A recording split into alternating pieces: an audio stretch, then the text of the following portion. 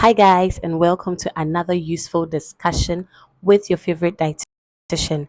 My name is Dietitian Kesowa, your favorite nutrition gista, and I'm always here to give you authentic nutrition information. Today, we'll be talking about a very interesting topic. Does sugar cause diabetes? But before we delve into our topic for today, we have to understand the basics. So let's start with what is diabetes? Diabetes, or popularly known as diabetes mellitus, refers to a group of diseases that affect how your body uses sugar or glucose. Now, glucose is the main source of energy for the body, for your muscle tissues and other body tissues, even your brain. Your brain's main source of energy is glucose. So let's refer to the glucose as sugar for the purpose of today's discussion. So if your body is not able to use the sugar properly or metabolize the sugar properly, you're going to have a lot of sugar roaming about in your blood. Too much sugar in the blood is what causes the health problems. Okay, so I want us to understand it step by step. So diabetes is not the sugar. Diabetes is when your body is not able to use the sugar it has gotten from all the food that you have eaten. And we are saying that when this happens and you have a lot of sugar in your blood, it causes health problems. Hold on that thought. Let's talk about the types of diabetes. Okay. So with diabetes, there are chronic types and then there are acute types. The acute types normally can be treated or it can go. Let's put it that way. But the chronic ones are the ones that we keep managing, you kind of live with it. Okay. So we have the type 1 and then the type 2.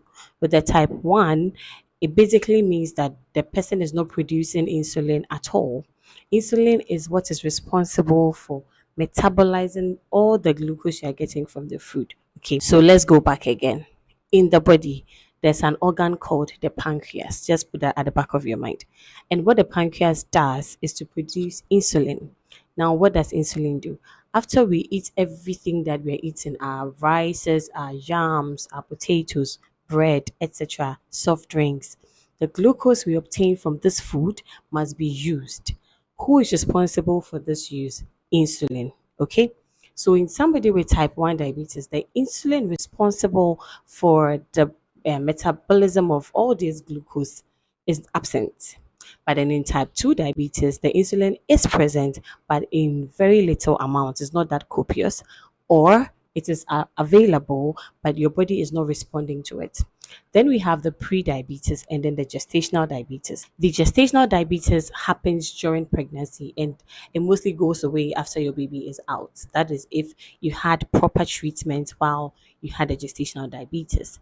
And the pre-diabetes is when you have high blood sugar levels, but it's not too high to be called diabetes. Okay.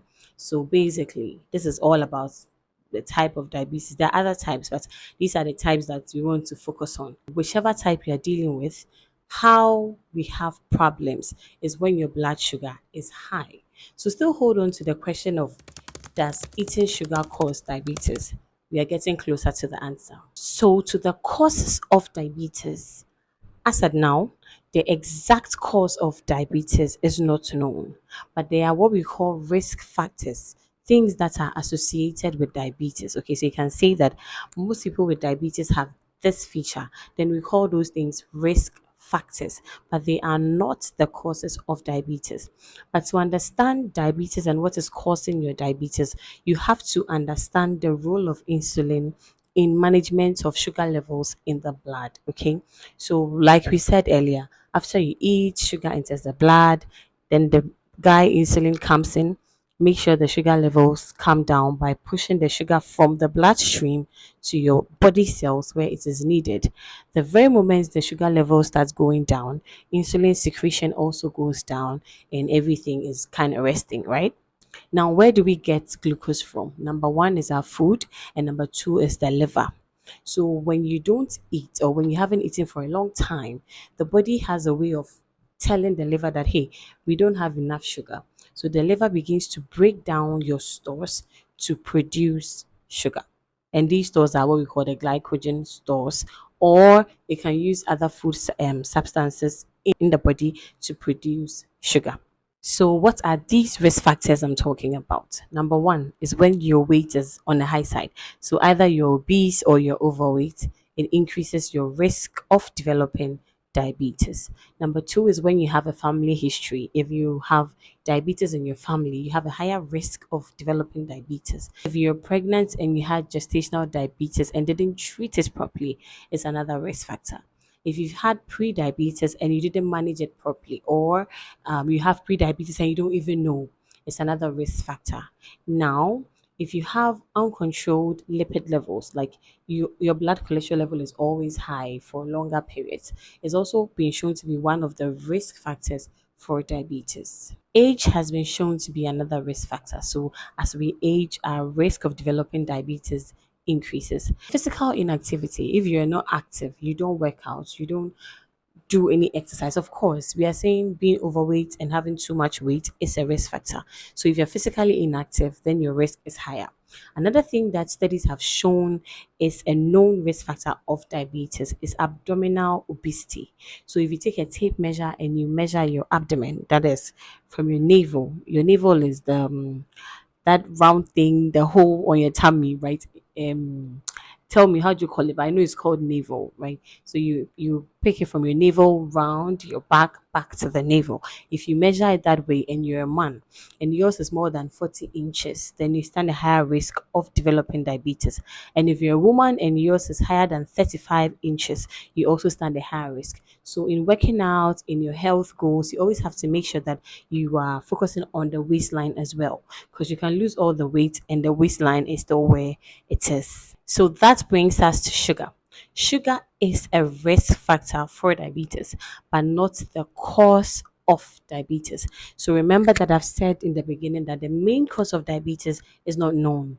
Researchers are still going on and on to find out what is the main cause. But all these things that we've discussed are risk factors, of which sugar is just one. But taking a lot of sugar can increase other risk factors occurrence. So, for example, if you are eating a lot of sugar and your caloric requirements, is lower than what you're consuming, you're going to be storing a lot as fat. And you're also going to be storing a lot around your liver. Your weight is going to increase. So, too much sugar consumption is going to increase your risk of obesity. It's going to increase your risk of developing a fatty liver. It's also going to increase your risk of having more fat stores. And all these things are other risk factors of diabetes. So, what we are saying is sugar is a risk factor of diabetes.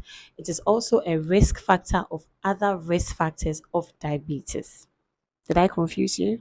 Studies have actually shown that for people who consume a lot of sugar, especially from the sugar sweetened beverages, let's say SSBs for short, have about a 25% more higher risk of developing diabetes than those who don't.